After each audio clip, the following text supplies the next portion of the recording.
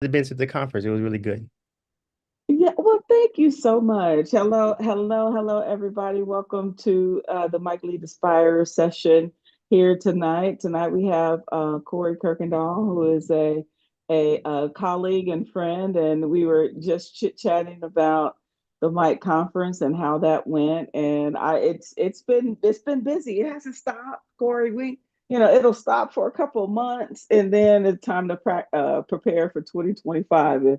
If I knew then how much it takes to put Yeah, on the production and the event that is a conference, man, I still would do it. I think the results of it are awesome, and I love bringing the community together and with us all just focused in on helping each other improve. So, no doubt. thank you for being there and supporting as Anytime. always.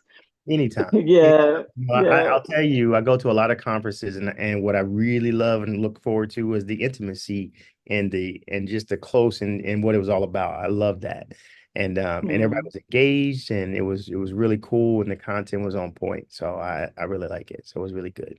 Well, thank you so much. Thank you so much. I really, really appreciate the feedback. And hello, everybody out there with folks that are with us and with us on the YouTube. We are going to move past the conference for now.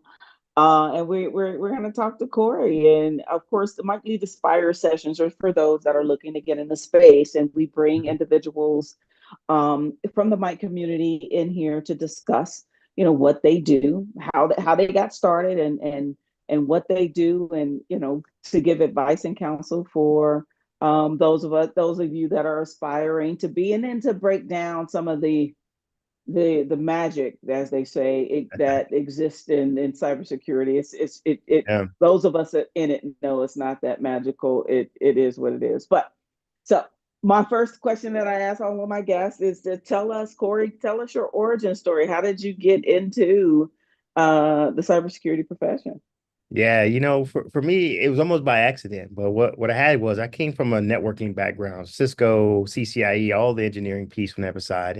And what I learned a long time ago, and this is always sounds strange. People ask me how did I do it. I say I became an expert in the OSI model, period. And when I became an expert and studied the OSI model, there was nothing in this area or anything that I could not do.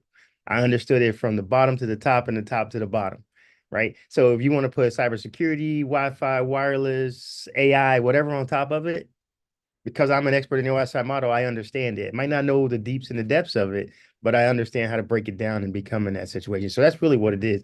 I really stopped and said, what do I need to have under my belt to make sure that any technology come out, I'm always at the forefront. And that's where I truly understood that OSI model from that perspective. And that's where it came from.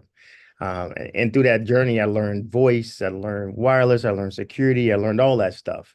Then once I identified and get into that cybersecurity area, what I learned is I became better at it because I understood all the layers. And we know what it is. It's defense in layers, right? It's all about understanding what that ultimately looked like. And what it found out is that when I took that concept of that defense in layers, because I knew what the OSI model was, it immediately clicked and says, hey, this can't talk to this unless it talks to this, unless it talks to that. That's what we do, right? How do I stop it from breaking it down all the other side? And that's where it really came down to. And so I tell everybody, it's like, if you want to be good in IT, period, not just cybersecurity or whatever that is, become an expert in the OSI model. Then at that point, you can call BS and really understand what you want to understand, no matter what it is. Yeah, and you talk about that, and of course, I cut my teeth on that. I have that networking background myself, but and when I talk to people, I said, people, gone are the days of the brute force attacks or physical attacks. They're attacking the top layer, Yeah. right? And they're attacking the application layer. They're attacking the people, right? Mhm. Because that's what lets them into the system. So how about you tell us what you do for a living? Sure. For I mean, you talked about how you got started, but Yeah. where's that journey? Where did that knowing that, and as it relates to Sure. positions that you've held and where you are today? Yeah, I've spent a long time in corporate America. I went to school and I decided that I did a MBA course and I had to write a program about, what my final project was. And I wrote about being a service company for IT. Didn't know what it was, just kind of put it out there. What was cool about that is because I was in there, I had some of the best professors and they actually blessed my business plan, right? And I was like, okay, cool. So then I got the entrepreneurial bug and said, you know what, Corey, you need to go out there and start this business. So this was my side hustle for a while. And then it just wouldn't go away. It just would not die. I tried to kill it, but it would not die. It just kept going. And then it came up. And so I always had this vision to how do I bring big business security infrastructure support to small medium businesses because that's the bread and butter, right? We know we got the Fortune 100s, the Fortune 500s, those guys, but it's really the small business that drives this country, right? And they're the ones who are not vulnerable. You don't hear about them in the news because they're not the big names, but they're happening every day. And so my goal was to figure out how to bring top tier class services down into that industry. And that's what I started to do is figuring out how to help them protect themselves. And what I believe is their most valuable asset is their data. We already know that somewhat 60% of companies who don't have that or have a breach, they go out of business. They won't be around. The reputation is shot. It's not going to happen. And so our goal is to go out there and protect them. So what we do is I own an MSP, a managed service provider here in Dallas. And what we do is we are cybersecurity focused and we lead with that. And we're at that point where we're so forceful in that situation that if you're not willing to subscribe to all of our practices when it comes to cybersecurity and how we protect you, then we are choosing not to be our customer because the risk is too far. It's too much for me as it is on you. But I always tell them, I said, I can't care about your cybersecurity and your data more than you, bottom line. And so if you're not willing to invest into that and go down that path and go down that path to get better, then we're going to have a problem when that day happens. Not if, but when that day happens, that you're saying, well, I thought I was protected. Well, we talked about that and you said no, or you didn't want to go down that path. This is what happens. And so we go down that path and be very diligent in that situation to really close up those holes and do it. And we understand this is not a race, it is a journey and it's something that's ongoing. And so we spend a lot of time educating the humans because no matter what we put together from a technology perspective, the human will always click, right? We're busy, we'll do it. And so that's what we do today is we go out and protect what I believe is their most valuable assets. We do full outsource help desk for everybody. We support their entire systems. We are a full IT company for most of our customers. The buck stops with us, and so therefore we're very diligent when it comes to that perspective because that's the stuff that keeps me up at night. Is saying, hey, what's happening out there? What do we need to do to protect ourselves? What are we doing not to make it easy for those guys to get in there, right? You didn't shout out the name of your company I'm sorry. unless you. I'm sorry. My name of my company is 5K Technical Services, and we're located, like I said, in Plano, Texas. Been doing it now since No, 2006, so we're veterans out here. yeah, oh, that's good. That's good. And so, of course, you and I are aware we have the minorities in cybersecurity community. We have the aspirers. We have those that are looking to get into space. They're just trying to figure out where they should actually take their talents and what areas it would Fortune 500, SMB, all these other things. And so, what advice would you give a younger professional that is looking at cybersecurity, trying to get into cybersecurity, but keeps getting roadblocks, right? Yeah. Yeah, I would say, first thing I would do is when you start looking at cybersecurity, it's so big. When you say hey, I'm in cybersecurity, it's just like throwing it out there and it's just large. You really have to look at what you're good at, right? If I'm good at analyzing things and doing things, I may be on the be in the forensic side and doing some of those things. If I am very good at handling crisis and things, I may be on the incident response side. If I'm very good at looking at screens and pulling data and reports, I may want to be a SOC analyst or be in that side from that perspective, or I might want to be on the red team or the blue team or hacker. You really got to drill down into it to really figure out where you fit and where you want to be. But I always say, whoever comes in, if you come down that path, you really want to have a good, solid understanding of the infrastructure, how the networking works, how the computer works, how those things tie together, APIs and all that good stuff, right? What that ultimately looks like. Because everything you do is going to sit on top of that. So I'm either going to be the guy who's doing it or the person who's doing it, or I'm going to be the person who's managing it where it looks like, because that's the different certifications. People say, I want to be CISSP. Yes, you do, but that means you don't want to be the doer. You want to be the teller. And then they say, oh my gosh, well, you got to figure that out. So you got to figure out where you want to be when you grow up and go down. But I say have that strong foundation of what's happening at the infrastructure level and saying, here's what I need to get done to be able to correlate that back to where the incident or where something may have happened and do it. You got to be a really good thinker outside the box. You got to be a really good person to go and seek those answers and pay attention. And the reason why I say that is that part of our job that we do a lot is that we pay a lot of attention when things are working well. So that immediately time when something goes bad, because I'm so familiar with it, I can identify that something's not right, right? And I'll tell you the things that save me always, and I always play with this is trust your spidey senses. If you believe something is going on or you think something is suspicious, trust your spidey senses and go take a look. 99.9% of the time, there's probably something going on that you should have been taking a look at, and that's what's happening, right? It's always something.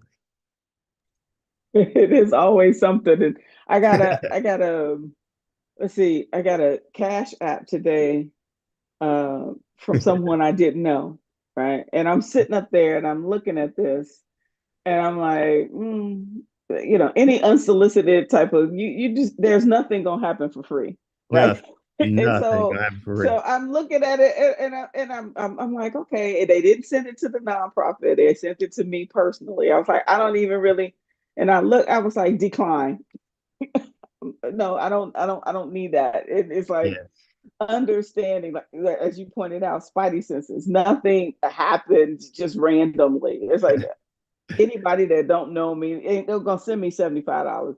It's like for t-shirts. I'm like, okay, well, you would have been better off sending it to MiC because at least we sell t-shirts at MiC and to the nonprofit. But yeah, so no, that's another thing.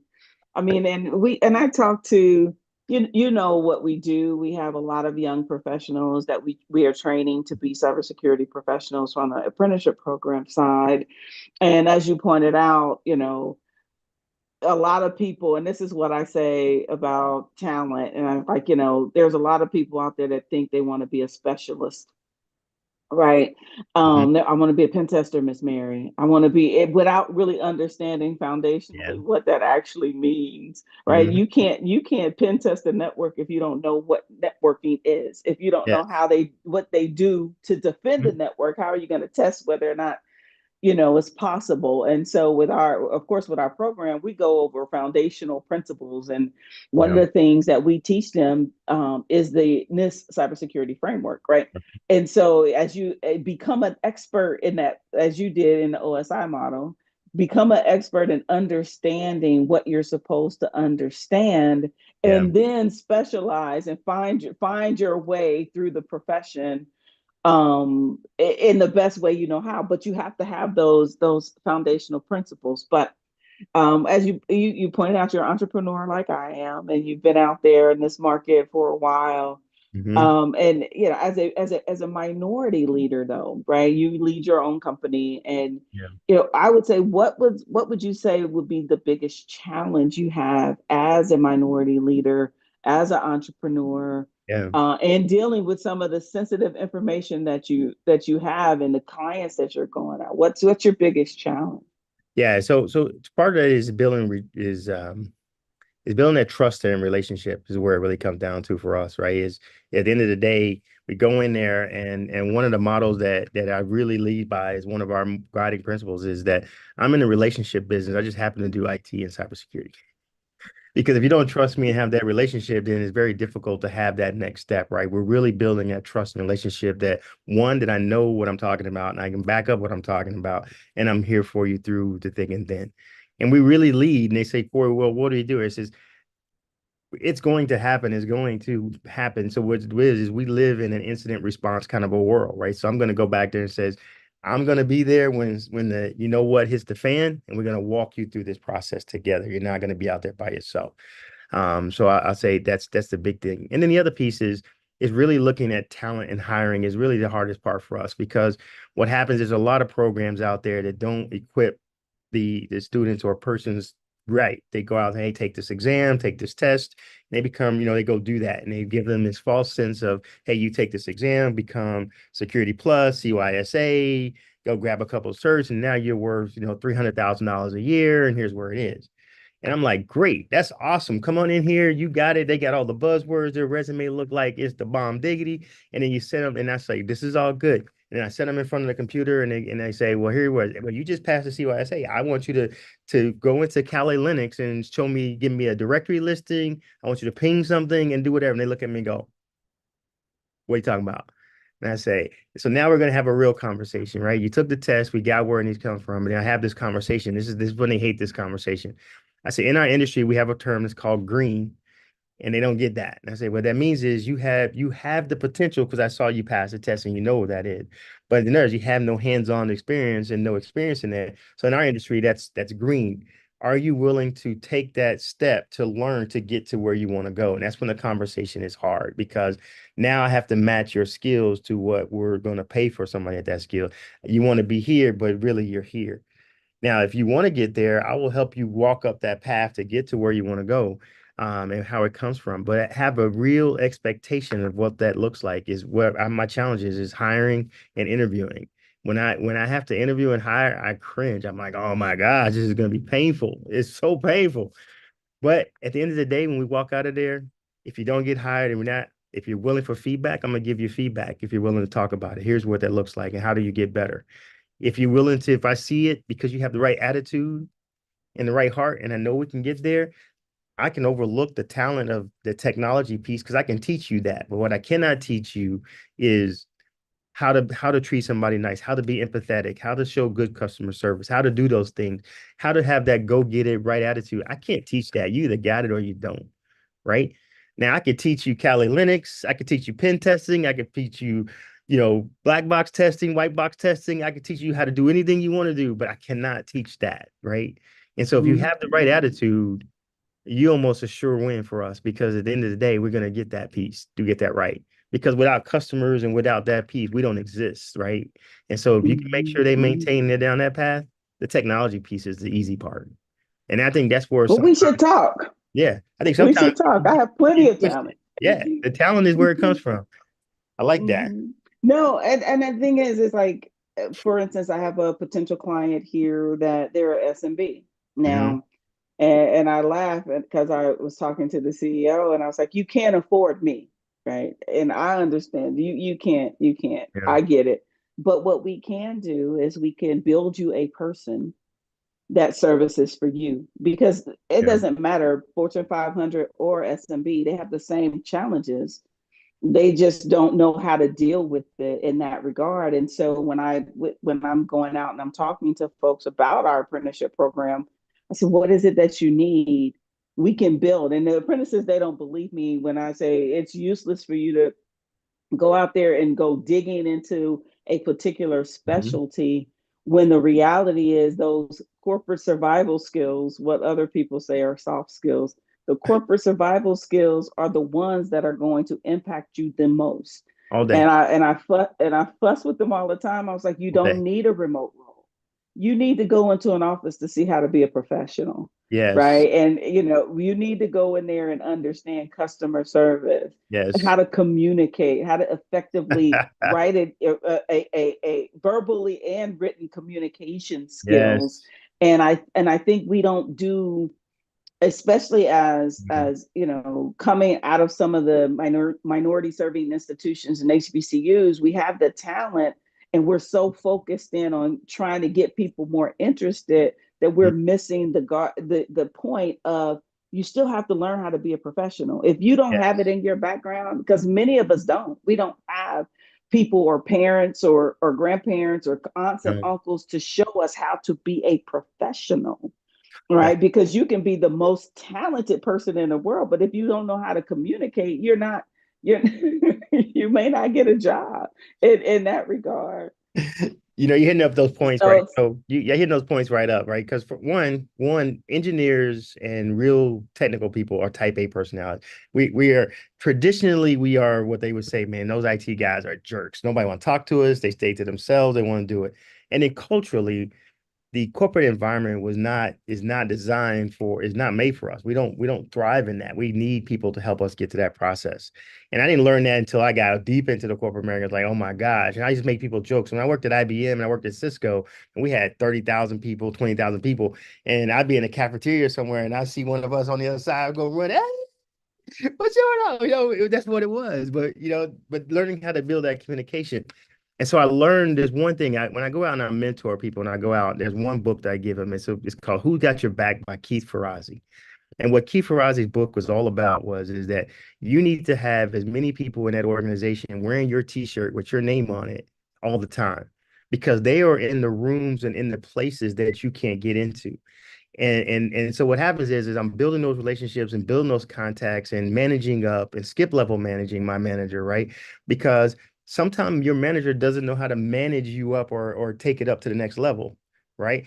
But they're always having these conversations in the boardroom, and I'm a true benefactor of this. Is they're sitting in here saying we're starting up this new project, and we need somebody that has these skills, this skills, this skills, this skills. And because of that, there were several people around that conference room with my t-shirt on with my name on it, right? And those opportunities came out of that boardroom that I wouldn't have no access to and said, Corey, we got this opportunity for you. And I was like, wow. And that's how it comes up is get those people to wear your t-shirt because they're going to get you into Mhm. places that you will never have access to, but they need to see it and people are paying attention to it. And that's that relationship Mhm. building that comes up, right? Is birds of a feather flock together, man. I back in the day, I was an ear hustler. I would be like, what's that going on? If there was training happening, I was in it. And I learned to go and figure out what that ultimately looked like. And that's what took me through my career a long, long place. It took me from Raleigh, from a HBCU in North Carolina, out of Cisco in North Carolina to spending 3.5 years in Cisco overseas in Australia, then Singapore, then back here in Texas. I went all over the place. And nobody would have thought Mhm. that a little small black kid from Clinton, Oklahoma, who was nothing to do but be in 4-H and play sports, would be doing what I'm doing today. Mhm. Nothing but the grace of God, right? Mhm. Nothing but him, right? Right, right, right. No, I mean, and it's important, right? And you're hitting on a lot of different things, and I should have my notebook because I'm gonna forget all of them that I wanted to go through. But the relationship building piece, right? So the challenge for many Black and Brown communities is that we don't have that social capital, right? We don't have communities Hmm. that exist that people are sharing that knowledge. A lot of us are first generation everything. Sure. Just like myself, first generation everything. And what happened to me as I was going, because I was the one that got the CISSP, right? I was a doer when I was a special agent with the FBI. I come out and into corporate America as a people leader, right? So it becomes less and less about me and more about the team. And so we have this lack of capital, lack of guidance, really, and a lot of the minority women and that were there when I first started left and Hmm. didn't share, that leaky bucket that we have when it comes to women and minorities in the space. We get tired, Yeah. right? And so I'm asking you is what were those things that, outside of your side hustle becoming your main hustle, what were those things in corporate America that kept you going? As being nosy that you pointed out, ear hustling on the training and everything like Yeah. that. But how did you go about building those relationships as someone that ultimately Yeah. type A, but type A aggressive, but also, lacking of interpersonal skills or Hmm. rather potentially awkward socially. That's what we are. That's what we Yeah. all are in this space. The mental state. So what were those things that helped you Yeah. get better at it, I guess? Man, if there was what I did was I went back and I looked at wherever there was some training or lab opportunities or things to always get better on a personal side or not. Cisco offered, how to do executive briefings. So they sent me to coaching sessions to go and figure out how to do those things. They took me through all this planning and leadership training. They took me through all this technical training. They took me through anything I wanted to go down that path. I also got really heavily, deeply involved in their in the HR side for college recruiting, where we go out to the shows to recruit and bring people back in because I wanted to understand how that piece worked and where it came from. One of my best friends, one of my best places I go to, the whole point was I spend my time with my HR. I knew my HR person better than anything. We go to lunch, we chill out because if something was coming down the pipe from a layoff, they would know. If there was new opportunities coming, they would know, right? And they always make sure that I was prepped and ready to go for wherever that was and kind of walk through that process. They were just a great person to do that piece and how it goes down. The other pieces I would do is I would tell my manager, I would always meet with my manager regularly, and I would always have the opportunity to meet with my manager's manager regularly and make sure it was good because I wanted to have that relationship to understand where we were going, how we were going. And I always have a running 30, 60 day, 30, 60, 90-day plan of knowing where I want to go, where I want to do, how I want to get done, how I want to get, how am I developing personally, professionally, and where I want to go in my career. That's what I always have, right? Because what I learned a long time ago, even now as a boss, that you are responsible for telling me where you want to go. I'm responsible for going to knock the barriers down to go get you there. So that meant was is that I was once the employee, so I was responsible for my career. So I had to go tell them what I wanted to force them to go and knock the barriers down to go get it done.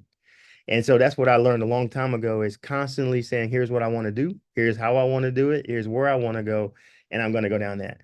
And it sounds kind of weird, and sometimes it would come across that use where you are today to get to where you want to go tomorrow. Take all the training, all the everything, and then I used to do things that was cool. Like when I had some break time, I would go and spend some time in another group just to go hang out with them to go figure out what they were doing. And that's how I navigated throughout this whole career was saying, hey, they see me over there. They say I'm interested. Great. Hey, Corey, we got an opening. You interested in come over here and work with us? Like, yeah, I'm out. Going over there. And that's how I maneuvered around to become that person and how I did that piece and how I really did that. So really starting to talk. I learned a long time ago, man, is that sitting down, having these open conversations, I had to get out of my own way and walk up and start a conversation and say, hey, how are you doing? What are you doing? What you got going on? And just keep that conversation going and building that up so people knew who I was, that I knew of them. And remember, building that relationship became intentional, right? And so when I go out and I have these conversations, I'll put a LinkedIn or I'll put a particular in my calendar that says, reach out to this person just to say hello, how you doing? Because at that point in time, I'm making it intentional for that relationship.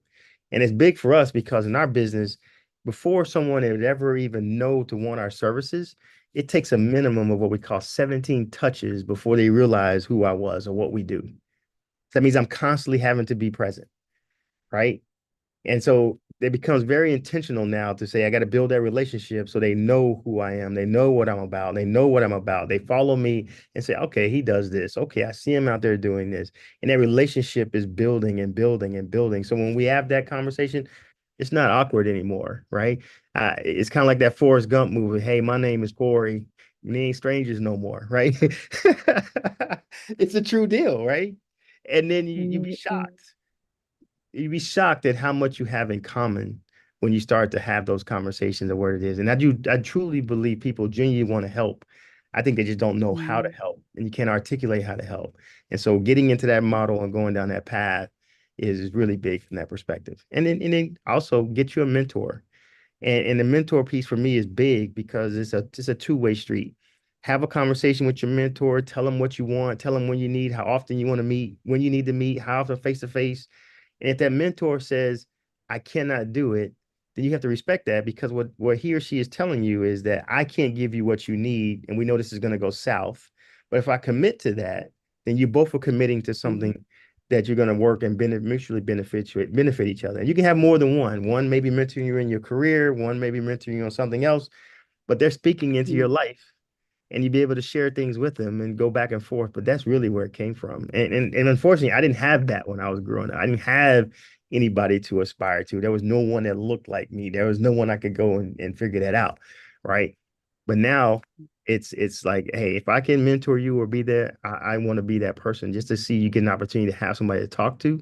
And if I don't know, I may know somebody that knows somebody that knows somebody to help you get to where you want to go. To help land that plane. Yeah. Hmm.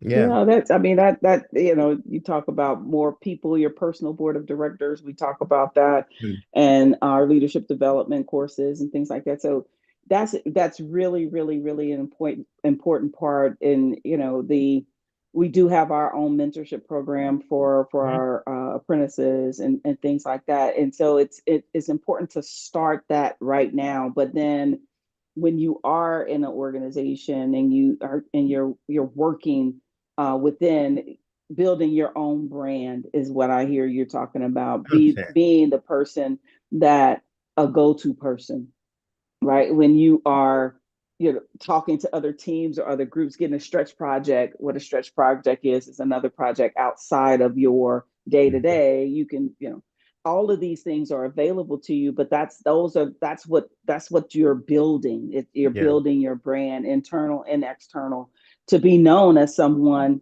that's reliable, and so they can wear your t-shirt, because Yes, they can't wear your t-shirt if they don't know who you are, for right? sure. Unless you're in Mike.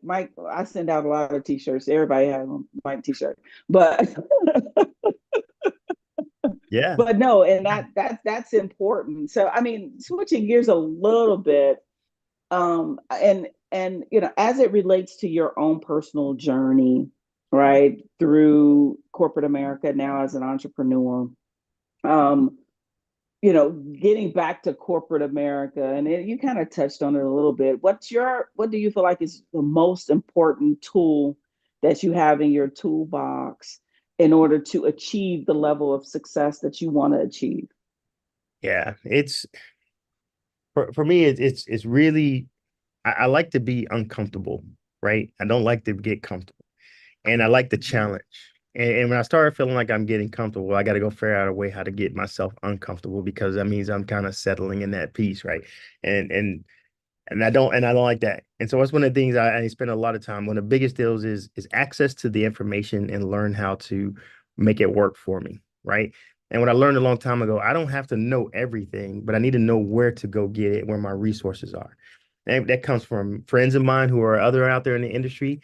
I don't need to be a white hat hacker if I know someone who is one. I don't need to be on the red team, purple team, blue team if I know of them.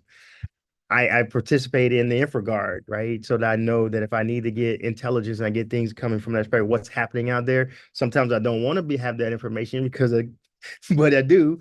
I want to be around that so I know where to go out there and do that, right? How do I go out and get those things back, and how do I go down that path? So I learned a long time ago, one of the biggest things we have access is access to the information, but knowing how to leverage that information when you need it is what's big. And that is part of the repertoire, right? It's like I don't need to know everything. And that's the hardest part for an IT person, is like you don't have the answer for everything, but I'll tell you is give me about 30 minutes, let me go. I'll come back with an answer. We'll have a path. And when you learn how to harness that, it's sky's the limit, right? Sky's the Yeah. limit. If I had a question about an apprentice program and minorities in cybersecurity, I am not going to go reinvent what you're doing. Hey, Mary, what you got going on? I need a question. And that's what I would do, because that's where I need to be, learning how to leverage that relationship, that friend, and go figure out how to go do that. And I think that's what sometimes we get tricked and believe like, oh my God, I got to be really, really smart and I got to harness all this stuff and I got to get this. No, what you need to do is build that relationship, think about it, read about it, expose yourself to it. So when you need to retrieve it, you remember, oh my gosh, I think at the conference back in March, I think I heard this. Somebody said this. Let me reach out to them and figure out what that looks like. Right. That's what's Mhm. so big about it. That's what's big about it. Mhm. No. Now, I'm curious to know, because I have my own issues with professionals and the lack of research that younger professionals, what social media has done to our younger professionals, and thinking that, the answers are just a matter, it's in 128 characters. Yeah. um my question, though, as a hiring manager yourself, Mm. right, and looking, because the my purview is, I'm trying to get them there, I'm trying to make you better, so I don't pull any punches with any of my team, my staff, my apprentices. It's like you're in a safe space. You take this punch from Mary, as opposed to taking it from corporate America. No doubt. But the question again is, what do you see as the biggest challenge for younger professionals? What are they doing wrong outside of studying and taking certifications and not being able to do it? What do you see as the biggest challenge in bringing in someone who's green into the environment? Is it a lack of learning or the research, or we can tell the difference between someone who humbles themselves Yeah. and appreciates that, and then those that are just arrogant with it, I guess. So, what are you seeing? Yeah, it's that mindset. I do a lot. So when you look at what's happening with the Gen Zers, the Gen X's, and everything else is going on, right? What you start to see is I envy, like, I have a 17-year-old daughter. I envy her because she grew up with this. I got an 8-year-old granddaughter.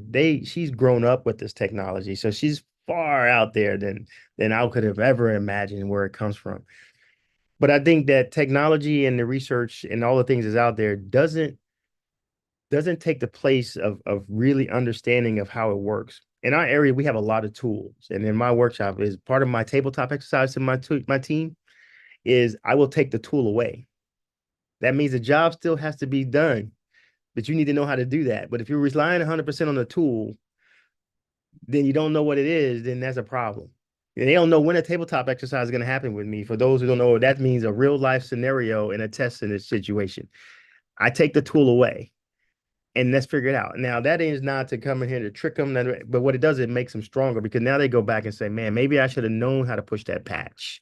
Maybe I should have known how to ping and log into that system. Maybe I should have known how to do those things. And so those things is always reach outside of that and do it, right? When technology goes down because we're so heavily reliant, work still needs to be done.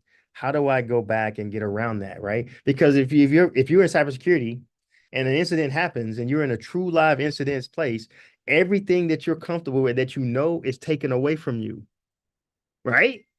It's gone. It's back to pad and paper, baby. Pad and paper, documenting and doing it, right? Until you get ability to reinstate some system to go forward, right? So if you're in that and I'm only relying on tools and I'm only relying on this and I'm only relying on that, you do not want to be in the incident response space. Because it's going to get real painful for you at all. You better know how to write, but have some decent penmanship because that's where you are, because you are in a contain. You have no idea where the threat is. You have no idea where that adversary is or what's going on. And so the way you do is you wall garden yourself into this place of pad and paper, right? And a notebook until you're able to get Mhm. to a place where you can do that, right? Yeah.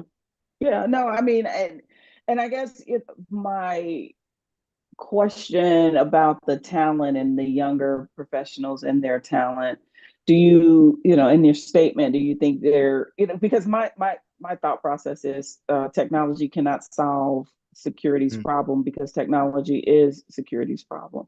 The vulnerabilities are Yeah. created by the technology, not necessarily, or the integration of the technology or the pieces from a networking perspective that you're putting together. Mhm. um, so when of course, our audience are younger professionals. What else do they need to know? Because they like to dig themselves into a technology, and we have folks. Oh, the corporation is going to pay me $200,000 a year after I take this boot camp. Well, no, they're not. No, they're not. No, they're not, sweetheart. And you better learn how to people lead if you actually want Yeah. that bigger salary. You got to have to run Right. teams, but I mean, and I guess it's a backwards way of asking the question, just because I'm experiencing those pain points and trying to really get younger professionals to stop believing what they're seeing on TV.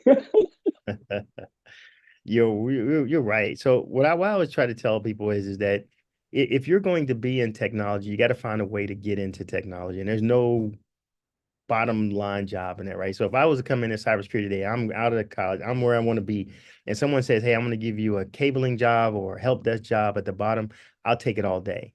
And they say, "Why would you do that?" I said, "Because at the end of the day, remember, I'm a professional, I'm an expert in the OSI model. So if I understand cabling and everything else, that means I understand the physical level of everything else, which everything bounces off of that, and I can start working my way up to get to where I want to go. I lay the foundation and I get it."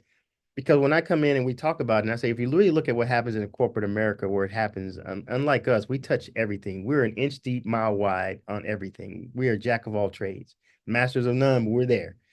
But if you go into a corporate America side, if you only know servers, that's all you're going to work on all day. You don't talk about the desktops, you don't talk to the network, you don't go into a wiring closet, you don't talk about the application. There's a group that does that. You don't do anything. You're sitting right here. Is the server on? Do I have this space and does it work?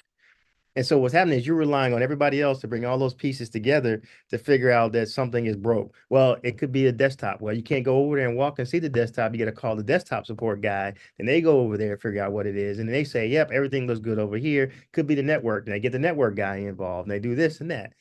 So you got to find a way that you can have an ability to have access to all that so that when the network guy is telling you that, oh, I think that it's the DNS is not happening and the DHCP is broke, if you never played with that, you're just going to say, okay, you need to have some understanding to be able to call BS on that and say, nah, that's not what I know. That's not how that works. Right. And this is how it goes. So get into networking and get it where it needs to go. And I always tell people back in the day, because everything is in the cloud and everything is virtual, whatever it is, I say spend your time at the thrift stores and at the little stores. And if you see a computer or a router or a switch or something, go home and build out your lab. One of my interview questions I come in is, what do you play with at home? You'd be shocked. Some people come in and says, I got an iPad. Okay, but what do you play with? I have an iPad. Okay, but what do you play with? I have an iPad. I said, well, have you ever taken a computer apart? No. Have you ever hooked the network together? No. Have you done this? No. I said, go out there, go out there, spend some time in the lab and just play with it, just so you can see the lights blink, see whatever's happening, play with the thing. You're learning at that point. Go spend some time with it. I said, because my machines are broke all the time because I play with them too much. And because I love to learn. Oh, let me try this. Oh, okay. I probably shouldn't have did that. Right. How do I do this? Oh, okay. But I learn and constantly learning, constantly playing with it because that's where the fun stuff and it's emerged. And you figure out this industry moves so fast. Like by the time we get off this phone, we're already three generations down the road on something new. Spend the time really learning and building those relationships and really understanding how things work from that perspective. The tools are just icing on the cake. And to be able to clearly articulate that back and say, here's what that does.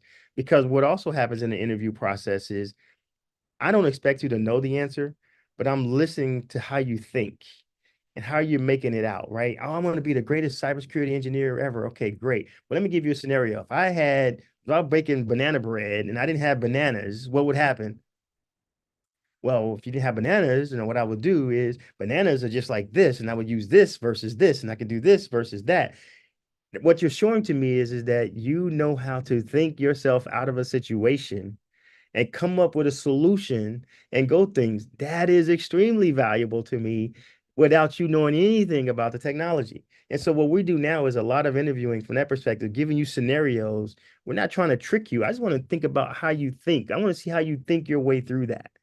And I'm sitting there like, that's pretty cool. I didn't know that that was like that, but that's really cool how you're doing it. Because that means now when I put you in that situation, you're not gonna freeze up. You're gonna start coming up with, well, have we tried this? What about this? Hey, I don't know about this, but let me go do some research because let me do this.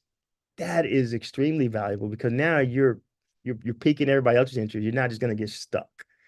And that's the piece that's really cool about it is that if you start doing that path and says that, hey, there's 9,999 ways to do what we do, and none of them is wrong, right? They all get you to the same spot. But let me think about how you think and be really to talk through that process and knowing that every Yeah. piece of experience that you had before is relevant to the job that you're having now, right? If you got great customer service skills because I'm a waiter at a restaurant, if you can handle people with their food and their attitude, you can handle this business. I can talk you out of it, right? 100%. If you're in retail and you can deal with a shopper because she didn't get the pair of shoes that she wanted in the wrong size and where it came from, you can handle some IT cybersecurity. Trust me on that Because it is a lot of customer service type of all things, and day. that and you and I both are networking folks. You should see the network I have in my house. It's ridiculous, but I don't play with it because I got work to do.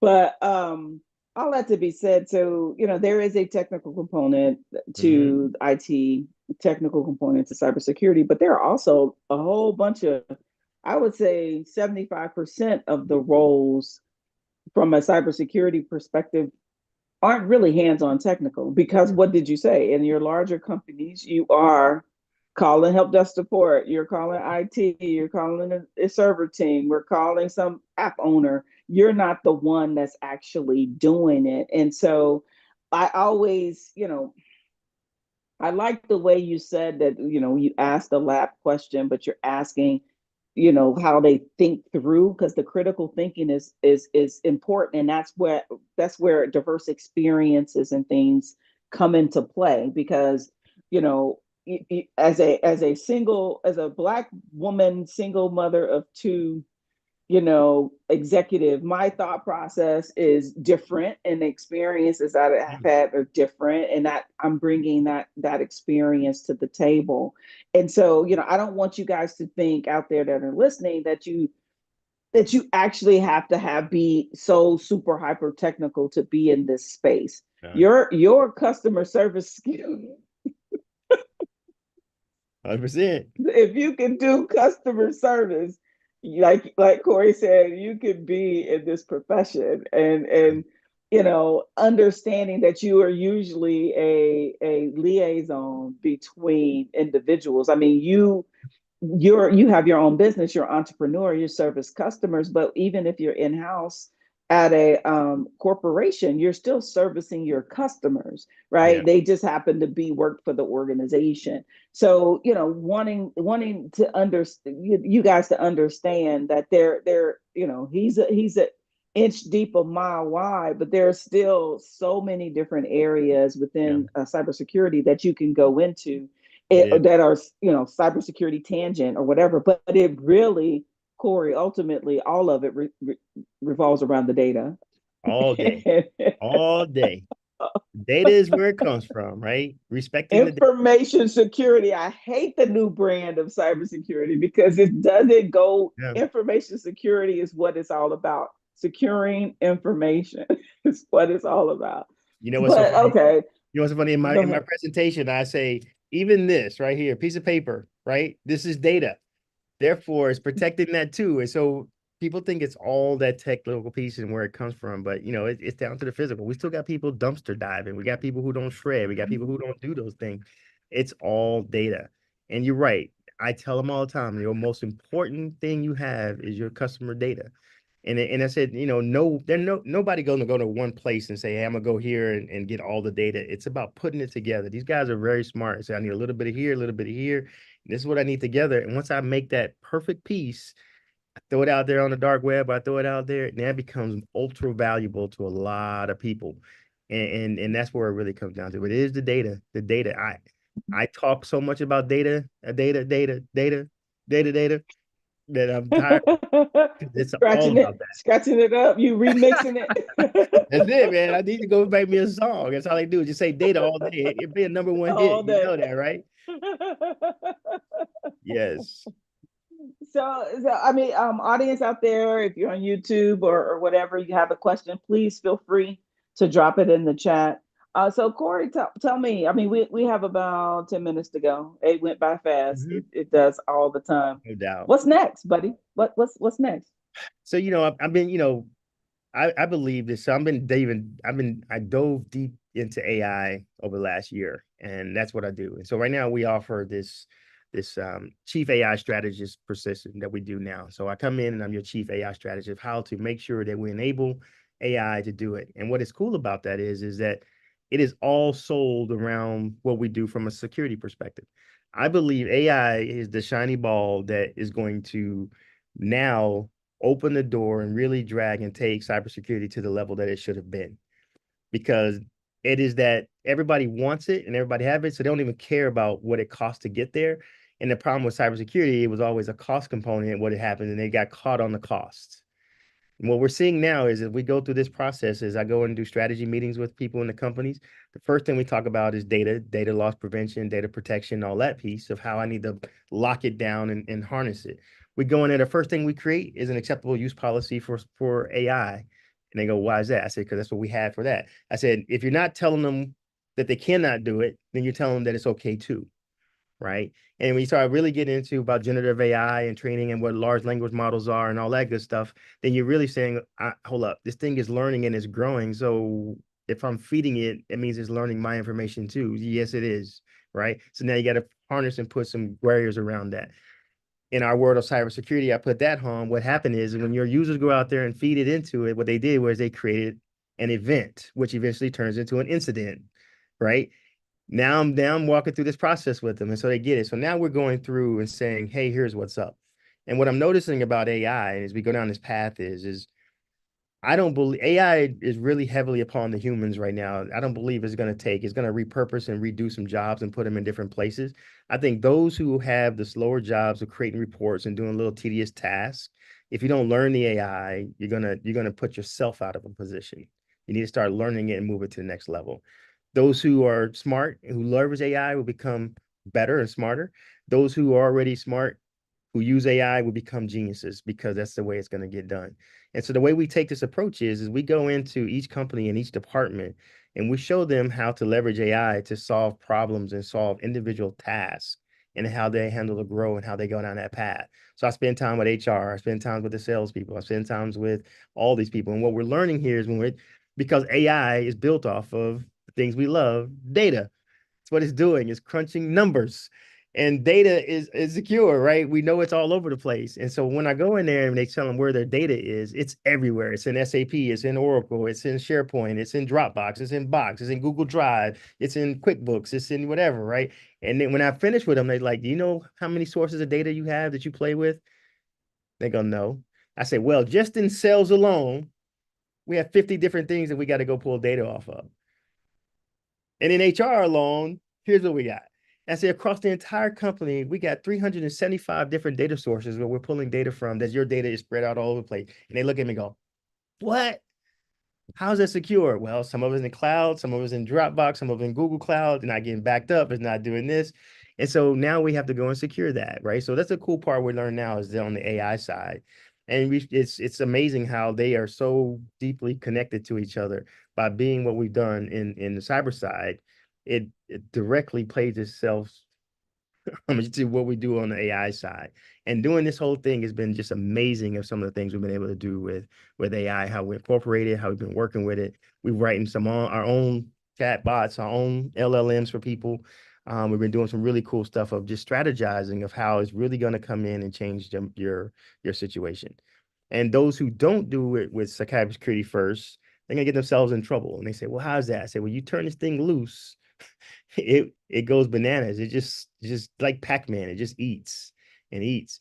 And nobody reads the fine print that says, hey, if you put this in here, it's gonna go out there, it's gonna go whatever. So we gotta learn how to change it back. So that's what we spend now is we're from my side, I see us more on the consulting, more fractional side from a fractional CISO to a fractional AI integrator and doing more consulting from that side and helping govern and coordinate a lot more GRC side for the government risk and compliance piece. That's where it comes from is us managing the process and managing companies and people to go through the process. And that means we just need a team of people that understands where that sits to make sure we line it up. AI and cyber is ultimately the way it's Corey, going to come go. on. My thing about AI, right? And Uh-oh. because of course, I'm a privacy attorney, Mm-hmm. and I do all of those things. And technology, as I said before, technology is cybersecurity's problem, and people are swallowing hook, line, and sinker this AI stuff, and it becomes well, would you give the kid that's less than 5 years old the keys to the car? And we are just giving this model, this AI, the keys to the kingdom, and we don't really understand the ramifications of that. Oh If no. you think about the fact, and I know I'm about to go a little bit deeper. I do have a question in the chat, Mm-hmm. but if you no one thought we fell hook, line, and sinker for social media, right? And everybody absorbed it. And where are we in 2024? There's mental illnesses and it attached to consumption of It is. social media. I'm saying. So the result, and it's only going to continue to get worse. We have a whole generation of kids who are Mm-hmm. ADHD, who are have need to be medicated for anxiety or depression and all. And so the results of some of the things that we have in technology, that's my biggest concern, because we don't know. We didn't know, when that social media was going to cause an insurrection, but that's exactly what happened. And for me as a technologist as well, I'm like, okay, but we need to understand, as we let these machines go, exactly what we're doing. We can't anticipate it, and I know we won't. But it just consistently is the bad things that happen, that 10, 15, 20 Exactly. years from now. And then the law actually tracks behind, even, Way behind. you know Mm-hmm. technology, and then cybersecurity, and then privacy, and then the law, right? But anyway, we do have a question that I want to get to. We only have about 4 minutes left. Sure. It says, how do early in career transitioners balance showing what we know slash how we think, being honest about the limits of our understanding in interviews? Yeah, what I think is going to become coaching, right? Practice, and you got an option, Mary. You guys do the drop the mic sessions, right? That's the piece where you come in and you practice, and what you figure out is, and what I like to do with people is take their resume, take what they're doing, and walk through them of how you make your experience relevant to the job description that you're going through. And there's a lot of conversations. I might not have the skills to do this, but I've done something similar here, right? And in that case, and I guarantee you, if you are a server and says, how do you handle someone who is upset, who's having a problem, who's doing it and just doesn't want to do with that process? Well, if I was in customer service, I got a direct answer to that conversation because I've had that. It wasn't important to a computer, it was in terms of something else. Then also leading at that point of saying, hey, showing the right attitude that I know how to go find it and I'm gonna go get it done. And I just need that opportunity to go do it. It's that coaching piece of saying, how do I translate what I know I can do, which is true, tangible skills, to what my job description? There's so many times where I sit down and interview and no one is prepared for the interview. They haven't researched my Mm-hmm. company. They haven't researched what we do. They don't know what we do. They look at me and they come in there and ask me why I'm Preach. interviewing them, and they say, okay, well, and what do you do? At that point in time, I'm so checked out that even if you were a star, I'm done. I said, you come in here and it's all about research, and you don't even know who you're coming in here to talk to. I could be, that some big old The Nazi, yeah, CEO. How I could about be whatever, that? right? We could be, building whatever in here. I was like, you haven't researched me. You don't know what I've done. You don't know who I am. You have no idea, what we do in the community. And does it line up with your values and where you want to go down the path? Right? It's not just about that paycheck. Does this align to where you want to go? They haven't even done that research. Right. And so I tell everybody, if you're coming in and you're going in there, and I say I'm coming in for an interview and it's an hour, if you don't demand your 30 minutes of interviewing me, then I'm going to grill you for an hour and you're going to hate it. You're never going to want to come back because it's fun for me because you didn't do your homework. You didn't prepare. But if you come in there prepared and say, you know what? Thank you, but I have a couple of questions.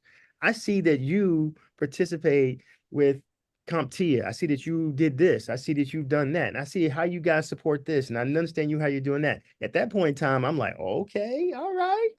I got this because now what you're showing me is that you went out there and took the initiative to learn what you needed to learn about me, to have questions prepared. All right, that means if I gave you a task, if you did that without me paying you, what do you think you're gonna do if I pay you? Right. Right? Mm-hmm. If you Mm-hmm. did that Yep. without me paying you, then what do you think you're gonna do if I pay you? You're gonna be amazing.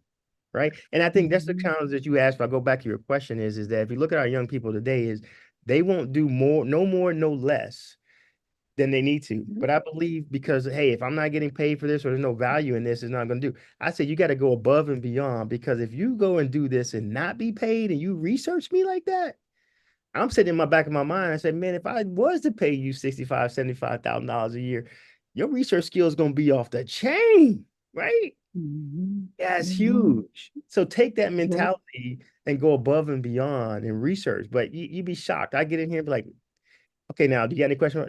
What do you guys do? I'm like, hold up. Hold up. What do you mean?